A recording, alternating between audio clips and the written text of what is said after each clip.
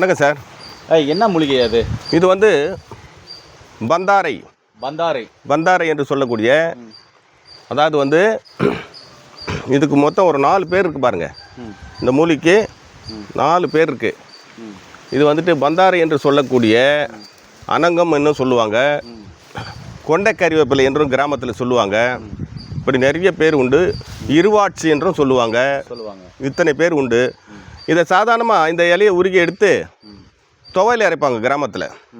இஞ்சி, பூண்டு, கொத்தமல்லி, மிளகாய், கறிவேப்பிலை, புளி எல்லாம் வச்சு இதை எண்ணெயில் வதக்கிட்டு துவையில் அரைச்சி சாப்பிட்டாங்கன்னா நாக்கின் அந்த சுவையின்மை எடுத்துரும்.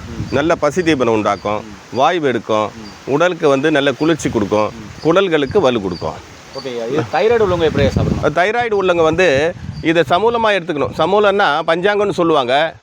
இலை, பூ, காய், மரப்பட்டை, வேர்பட்டை இவை அனைத்தும் உதாரணத்துக்கு ஒரு 100 கிராம் 100 கிராம்னு வச்சுங்க. எல்லாத்தையும் 50 கிராம் 50 கிராம்னு வச்சுங்க.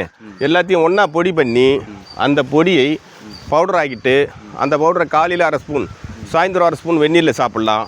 இல்லை கஷாயமாகவும் கொதிக்க வச்சு குடிக்கலாம். ஐயா, தைராய்டுக்கு ஒரு அற்புதமான மருந்து சொல்லியிருக்கீங்க. நன்றிங்கய்யா. நன்றி சார்.